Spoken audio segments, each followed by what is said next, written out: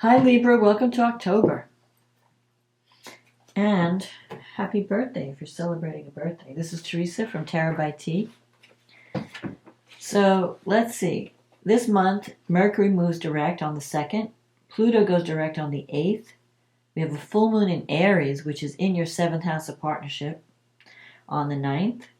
And then Mercury moves into your sign on the 11th. October 23rd, Venus moves into Scorpio. Venus is your ruling planet. And then Saturn goes direct on the same day.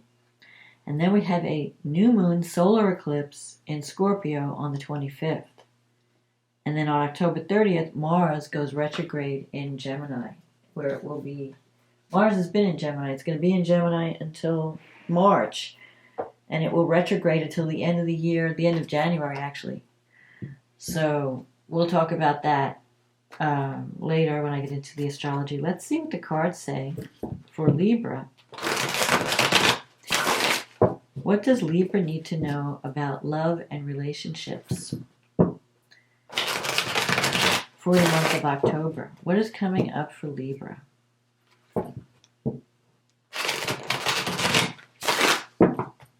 What is coming up for Libra for October 2022 in terms of love and relationships? What's happening?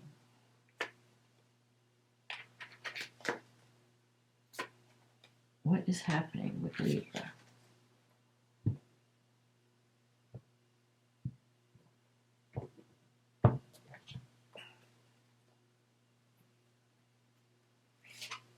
Four of Cups. The Five of Cups. The Five of Wands in the past. The Hierophant. The Sun coming up in the future. The Nine of Swords. The Nine of Cups. The Six of Pentacles. The Seven of Cups. And the Tower. And the card at the bottom of the deck is the Death card, which doesn't mean death, by the way, but it does mean transformation, change. Okay, so there's a lot of crazy energy going on here. Okay, so the Four of Cups. You're starting out the month with the Four of Cups. This is a card of boredom and dissatisfaction. You may feel like you're in a rut. You may feel like you're not being appreciated or valued for the work that you do or the love that you give. You're not happy with your present situation, but you're not ready to change it. There's a cup coming. Someone is offering you a cup of love, but you're not accepting it. It's like, I'm not ready. I don't know. You're like undecided. You have the Five of Cups here. This is a card of regret and loss. Someone who is focused on the past.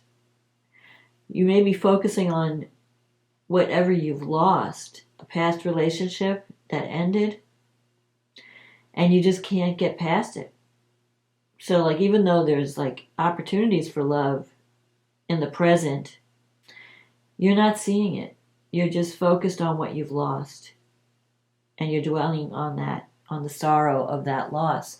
Not seeing that you still have something to build on in the present. Because the Five of Cups here, 3 cups have been spilt, but there are still 2 cups that are filled. But this person can't see the 2 cups that are filled. They're just focused on what has been spilt. So you may be dwelling on a relationship that ended, where there was sorrow. You know, you felt a sense of loss. And you're just not ready to make any changes. Even though you're not happy, it's like you're like bored. You're thinking, well, maybe I should see what's out there. But nothing is really enticing you to change, to move out of your stagnation. You've got the Five of Wands here. That's a card of internal conflict. It could be petty arguments, competition. I think it's more internal conflict, that you're just not sure what you want to do. You don't know what you want. That's the problem. So even though there's love around you, part of you doesn't know what you want. So you're not reaching out for anything. It's like, if you knew for sure, like, I want this, you just go for it. But you're like up in the air. I don't know. Do I want it? Do I not want it? I don't know. It's that undecided energy. You have the Hierophant in the recent past. This is about doing what's expected of you, doing what's right. You care about what people think. You want to do the right thing. Sometimes the Hierophant can represent marriage, commitment, tradition, you know. So it could be that you were in a traditional relationship. And whatever you do, you care about what people think, so you want to make sure you're doing the right thing. The Death card is here, so there could have been an ending to something. It could be a relationship that ended, or a cycle of your life that's ended. And you have to accept, it's just like you haven't really released the past to allow new love in. You're just dwelling on the cycle that ended. And it's like you haven't really accepted that this part of my life is over. It's time for me to start a new life, to clear out the past, to bless it for whatever I experienced and whatever it taught me, and now it's time to move on. I feel like you're still somehow connected to the past, and it's stopping you from moving on and accepting the love that is on offer. Now, you do have the Sun here, which is a great thing. The Sun and the Nine of Cups. It's a wish fulfillment card. You could have the potential to connect with someone that brings a lot of joy and fun into your life. But you have this Nine of Swords. There's a lot of guilt and worry and overthinking. You might be overthinking something. Like, I don't know what to do. Do I want it? Should I go for this or not? And you're back and forth in your head. But the Sun is just forming. It's starting to come out. So maybe you're starting to come out of this boredom and dwelling on the past energy. And you have the opportunity with this Nine of Cups to get what you want, but it's in your negative thinking sector. So you're not going for it. You're thinking, oh, maybe I can't get it. You know, you're being negative, like, oh, I never get what I want, or I'm not going to get what I want, so I'm not even going to try. But look at all the nines. You have 2 9s here. You're coming to the end of a cycle. It's time to, when you get to the 10, it's like it's over. You need to move on. But your mind won't let you rest. And then you have you're worried about things. Like the Nine of Swords is about worry. Like, oh, if I do this, what are people going to say? Or what if it doesn't work? Or what if this happens? Or what if that happens? Like, you have too many what ifs, and you're visualizing like worst case scenarios. Instead of focusing on what could go wrong, start thinking about what could go right. Like, hey, maybe I could connect with someone and things could get even better. I could be happy. I can be having fun. This is a card. The Sun is a great card. It's about, you're with someone that brings joy into your life. You're like 2 kids in in a sandbox, playing, having fun. Look at the sunflowers. There's a little dog here. You're dancing. It's like you're loving life. There's someone around you that can bring you a lot of joy if you could just look up, turn around, and see what's there. Release the past. Look at the Nine of Cups. I love this card. She's like, come on in, welcome, sit down, have a drink, So don't feel like you're going to be rejected. I don't think you're going to be rejected. In your environment, you have the Six of Pentacles. Now, this could be a card of imbalance in the give and take. Maybe you were in a relationship in the past where you did all the work, you did all the giving, you paid all the bills, and you're like, oh, I don't want to get into that again. I want a more equal relationship where there's more equal give and take. I think you can have that, but you have to focus on the positive, and you have to just set your boundaries and state your desires. The Six of Pentacles can also mean working in a career where you're helping others, where like it could be something where you're doing social work, or you're in healthcare or something like that, or you're helping people who are less fortunate. Then maybe that's the environment where you meet someone. Or maybe that's how people see you. They see you as someone who's helpful, who likes to, give. And maybe you feel like you've been taken advantage of in the past in relationships because you have a giving nature. You have, in your wish fulfillment, here it is. This is your problem right here. The Seven of Cups. This is about having multiple options and not knowing what to choose. So you're not making, it's like it's all in your head. You're imagining the different things that you could do, but you're not acting on that, on any of them. You're not saying, okay, I want this. You're like, well, I could do this, and I can do that, or I could do this other thing. But you're not taking a step to do any of those things. You're just dreaming about it. Like, oh, I wonder what it would be like if I was with this person. Or if I wonder what it would be like if I did this thing. Or, you have to take action. You have to make a decision. And I know that's hard for Libra. Because you see all sides of things. You get analysis paralysis. And it just freezes you. Like, oh, I don't know. I mean, it's better to just make a decision. Hope for the best. And if it doesn't work out, you just make another decision. If it does work out, great. But, we all want guarantees. And sometimes there are no guarantees in life. Sometimes you just have to have the courage and just choose a path. Because not doing something is a choice also. And then you're holding yourself back from opportunity. And then you have the Tower. Now, the Tower, I don't think it's a negative. The Tower, because I'm seeing the Sun and the Nine of Cups here. So there is something that's on the horizon that can change your life in a big way. The Tower is a wake-up, is waking up and having, like, when the lightning strikes, it's enlightenment. It shines a light on the darkness. You know how when you're in a storm and everything's black and all of a sudden there's a flash of lightning and you could see everything. Just for that minute, you see the truth. So you're going to have some kind of wake-up call where you're going to see the truth in a situation. Could be a relationship. And once you see the truth, you can't unsee it. And then you're going to know what to do. But if you can make a decision and choose a path, it could transform your life. Because the Tower is breaking down what's no longer serving you so that you could rebuild in a better direction. So that you could find this wish fulfillment, this joy. It's there for you. But what does it involve? It involves the Death card and the Tower. You have to make some changes. You have to release the past and be willing to rebuild your life in a better direction.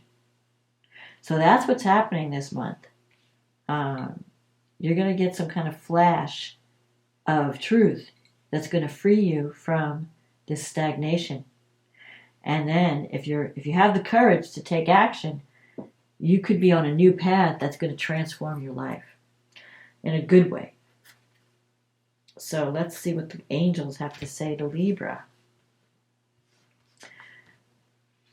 What do the angels have to say? Trust.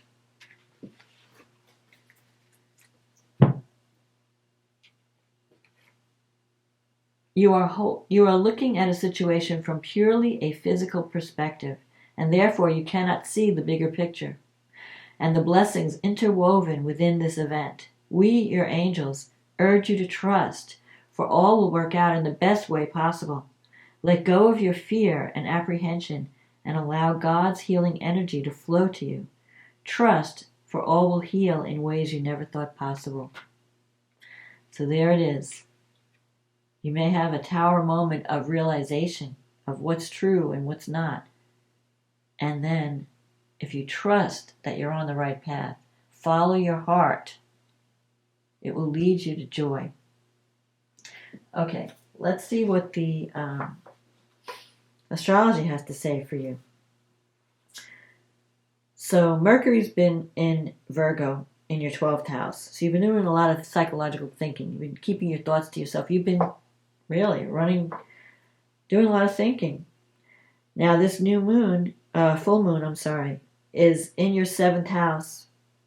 So the moon and Chiron are in your 7th house, Sun and Venus in your 1st house. When Venus crosses your ascendant, it brings love. It makes you more charming. Venus was in Virgo. You might have had feelings for someone that you've been keeping to yourself. Maybe you have a crush on someone. But the full moon will bring it out. So the full moon's on October 9th. You may decide to tell someone how you feel. There could be some healing in a relationship with Chiron in the 7th house. Maybe you need to heal from something. And whatever it is, the full moon usually brings things that have been hidden to the surface so you could see them and heal them. And this full moon has Venus in your 1st house. There's love. You're open to love. It's going to bring love your way. And it's trining Saturn in your 5th house.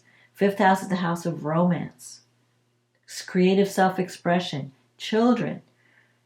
So for some of you, you could have a new beginning with a relationship with a child. You could have a new creative project where you're really enjoying the work that you're doing.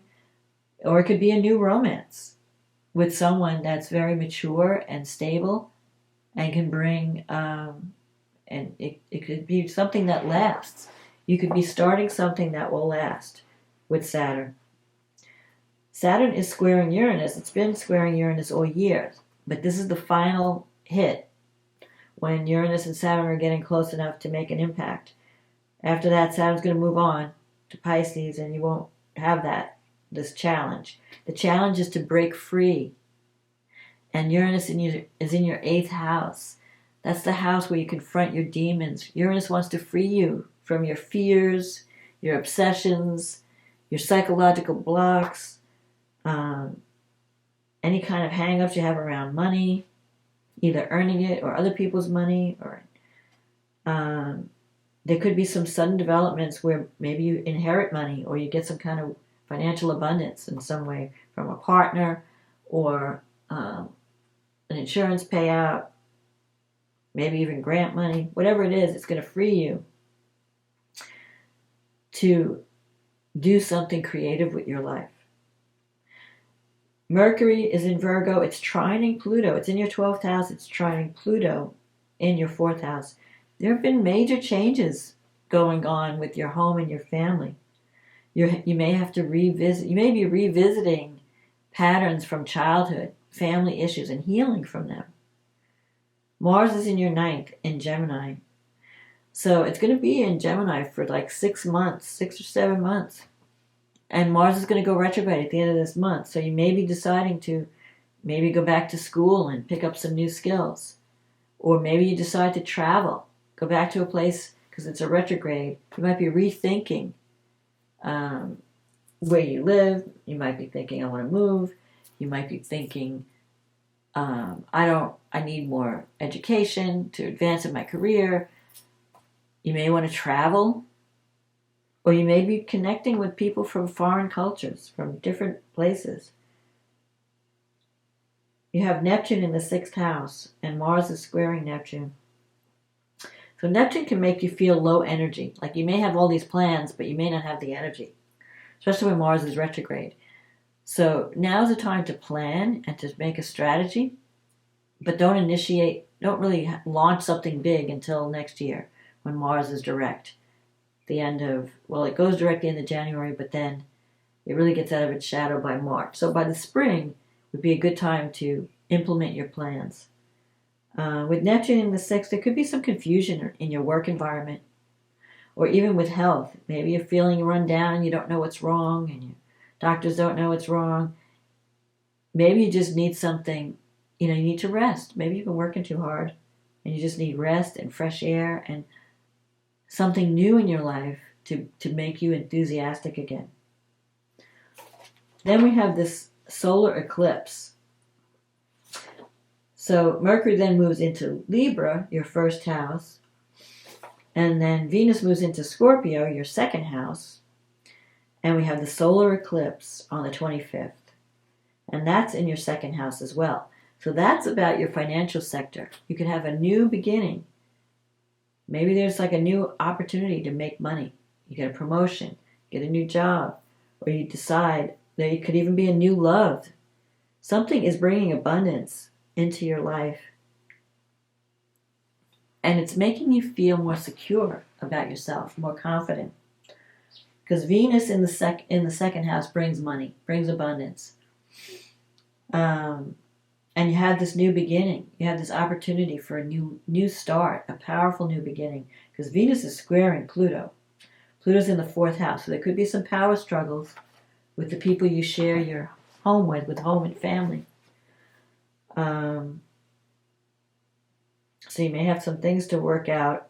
Sometimes a solar eclipse can eclipse a male figure from your life.